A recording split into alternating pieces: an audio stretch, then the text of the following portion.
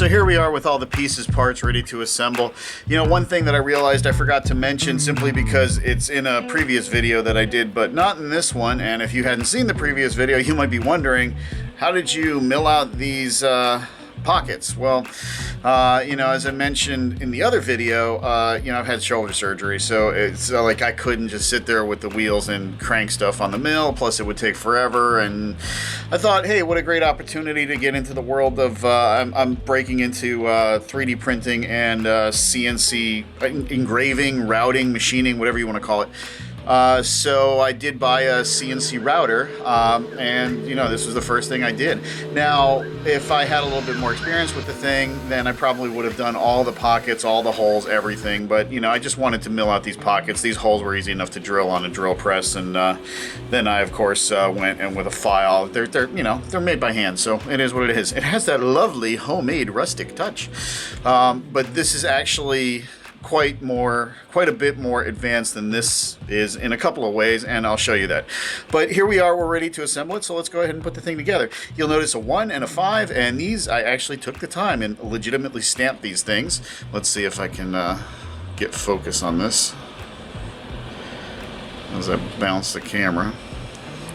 Alright, so I don't know if you can make out the number 1 stamped up in there, but it's on there, and that one will coincide with number 1. So you simply put this through here, and for the 2 end pieces we need this brass 5mm rod stock, and it has just a lock nut on this side, simply because that's what I had handy. Otherwise I would be using brass 5mm bolts, but don't have any 5mm bolts, so use what you got, right? So let's go ahead and tighten that up. So the first one is in. It's just that simple. And actually, what I'm going to do, this is actually going to be the main power stud too that's going to feed the motor. So I'm just going to put a copper washer and a 5mm brass nut on there just for the time being. So let's move on. So that's 1. Let's do 2. And by the way, I did this in a way where the number should be facing up. And these were soldered with actually a creme brulee torch, if you really must know.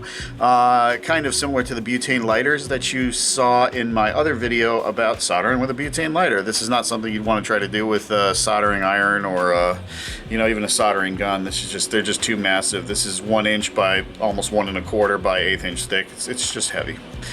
So that one just drops in there, and these just get the regular socket cap screws. Are you starting to see how this comes together? And then this is number 3. Let's put number 3 in place.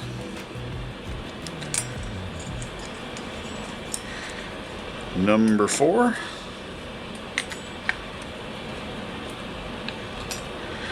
It just comes together like a kit. That one's being a little cranky. There we go.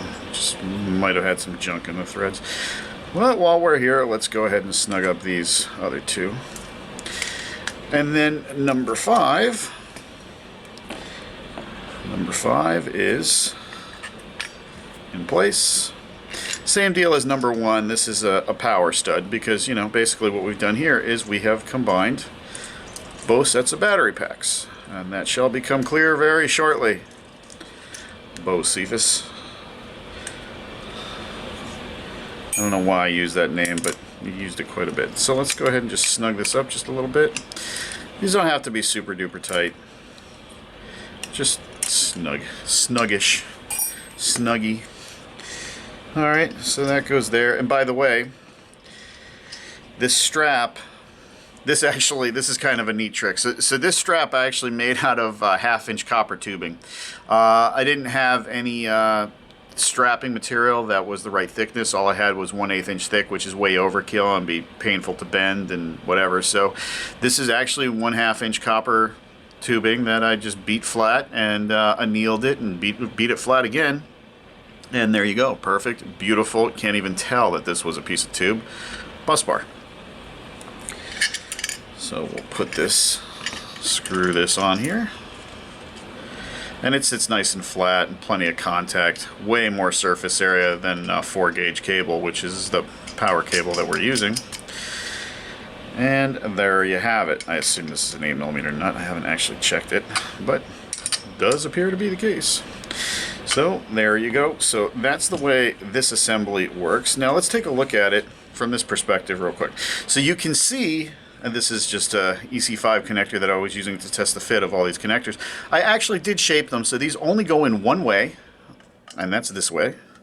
So if you look at it from the back, you know, positive is always over here. So this is actually a positive bus bar, which is why I put red heat shrink on it, just so I keep that in mind.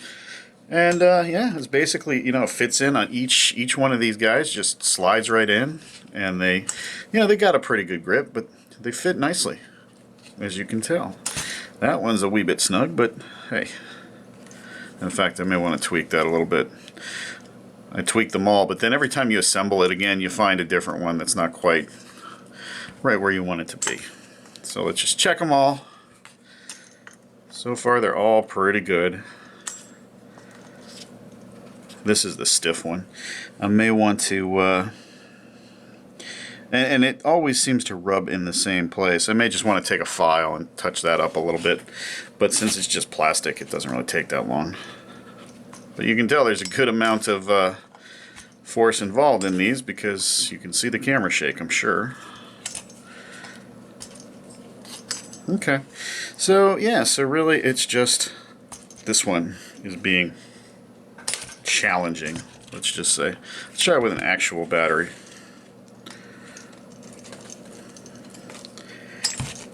Yeah, it's just going to be right in there. So I'll go ahead and touch that up. In fact, you know what? Let's do it now. I did this before, but you guys might as well see what's involved.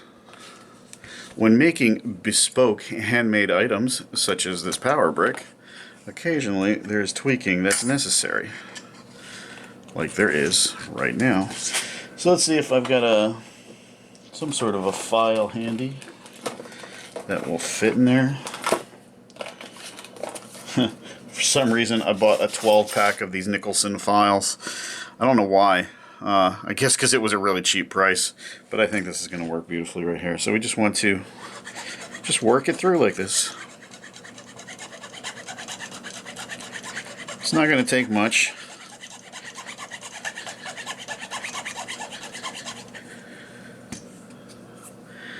I can see maybe we can go just a little bit more.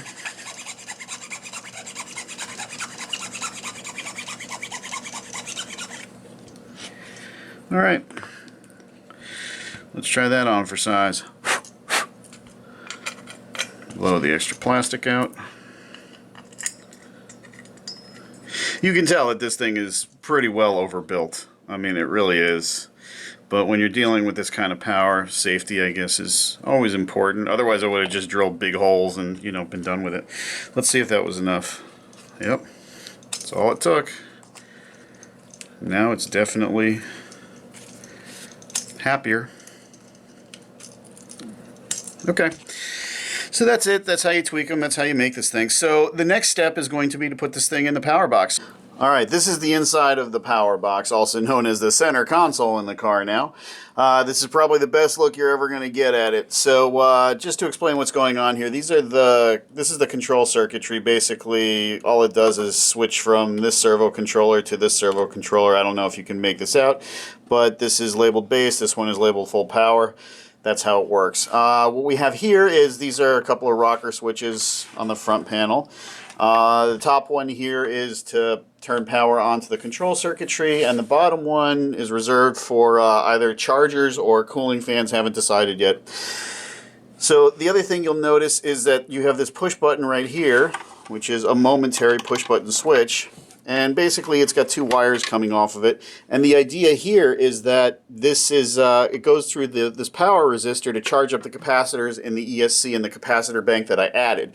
Without the power resistor here, there would be a massive burst of current that would eventually destroy this switch because it would spark bad.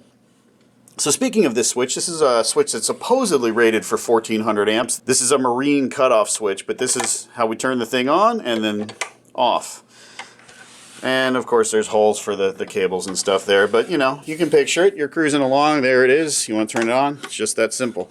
But actually, even before you do that, you'd have to push the push button. So it's everything's nicely located.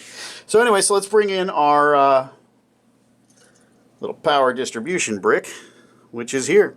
And the first thing, obviously, that we are going to need is going to be a 6mm brass bolt and a copper washer, because this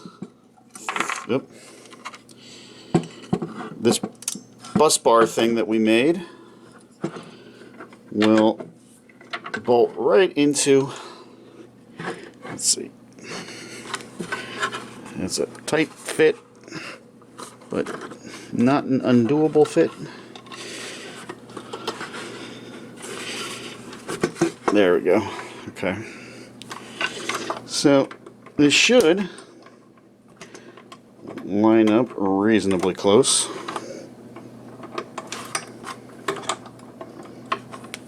Maybe.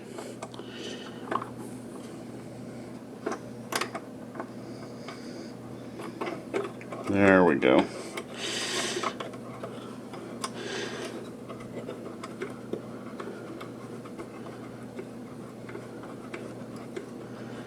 All right, so this bus bar is in, so then all that means is that this power resistor is going to have to go across this connector here. And maybe what we'll do just for grins is we'll just add another brass nut. So we're actually doubling up on these, but might as well do it right while we're at it. I don't think that one's going to require a copper washer. So we're trying to limit the current, if anything. In fact, let's get these out of the way. I was wondering how I was going to put this in. She's a wee bit tight, but then again, she's new. Okay. Find my 8mm box wrench here, because that is what it is. Yes, don't rehearse it, Alex. Do it on camera for the first time. Let everybody see your fumbling, as well as your cool and awesome plaid shirt. Flannel.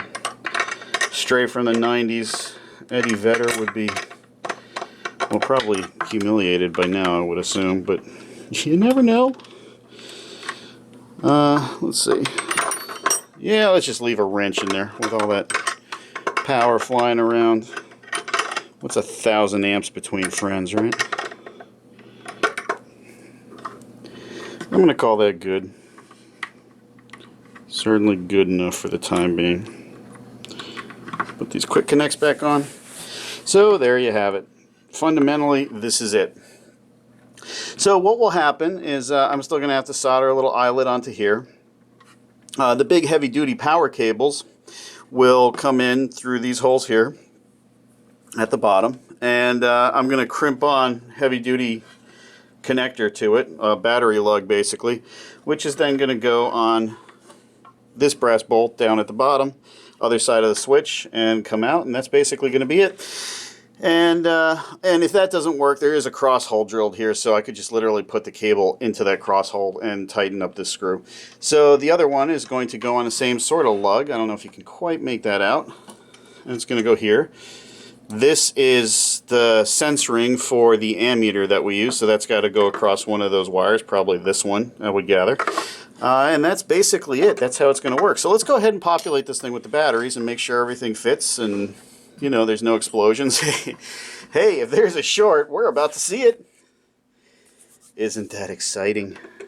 Let's get this little loose wire out of the way for the time being, just because.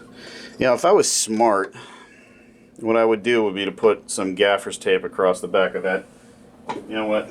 Let's go ahead and do that, just because if something bad were to happen, well, it could be really, really bad. So let's see, we don't need much, I wouldn't think. We just want to cover up those copper plates that we made. If I was really smart, I would have done this before I put the thing in.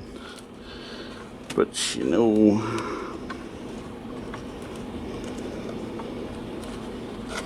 just is what it is. Let's just...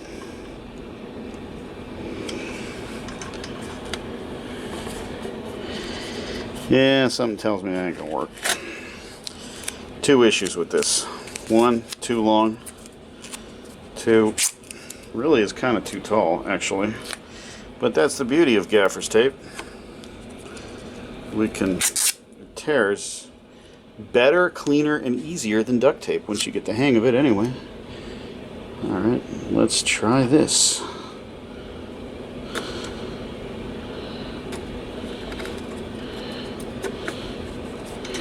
Oh, that's much better. Okay.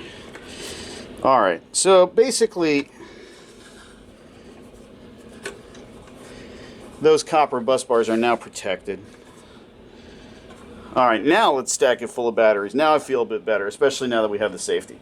So, on the bottom layer, we're going to have our big bastards, these 9,000 milliamp deals. And they should just slide in. It's exciting. I haven't done this yet. I literally did not test fit this. We're about to find out if it works together. So far, so good.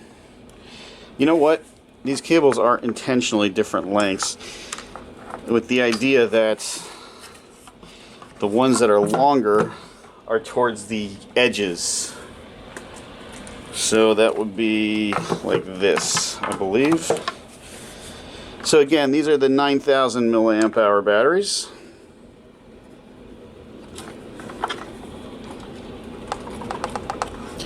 There's one.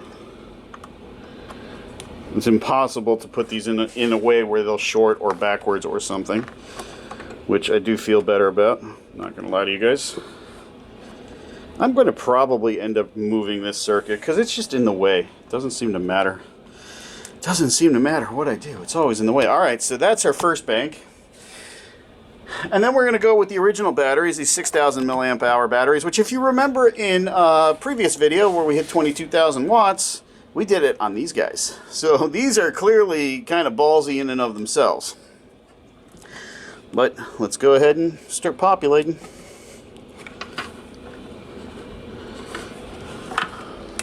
That's what one cousin said to the other cousin, and no, never mind. Get it? Start populating.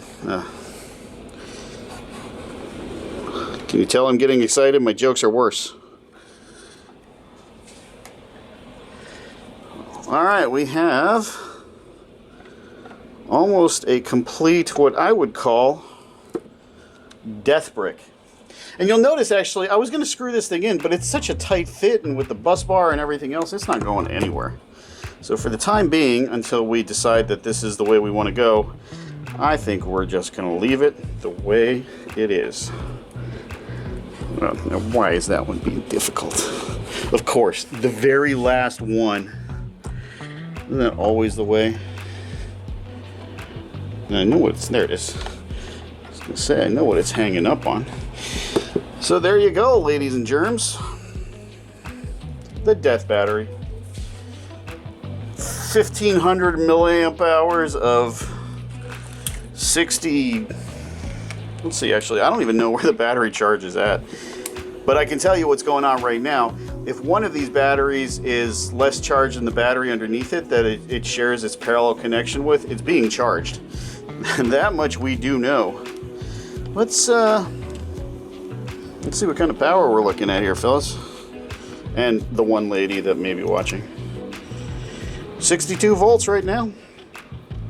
That is 62 volts, and it could dump, I believe, 1,500 amps of current simultaneously. If we were to dead short this, basically it would instantly vaporize a lot of things. In fact, let me just grab my calculator. Now see, I want to know. 62 volts at 1,500 amps. That, ladies and gentlemen, is 93,000 watts. That's almost 100 kilowatts that it can dump instantaneously, this crazy little setup. That is insane. But hey, when you're looking for big power, you need big power. So that's the battery box. That's its assembly inside. Now you guys have an idea of what it looks like. I probably will, well, all I really got to do, like I said, is just the battery cables coming in that are still in the car. So I got to crimp the connectors on them, run them through here, and that is really all that needs to be done. And this thing is live and ready for action. So the next thing we're going to do is put the motor in, and then there's some stuff I have to do on the valve cover, and then we're gonna test it. So hopefully I'm gonna find scraps of time here and there to knock that out as soon as possible, because if you're anything like me, you really want to see how this is gonna do. Because come on, it's gotta do better than it did before, and it didn't suck before. All right, thanks for watching. Stay tuned and subscribe.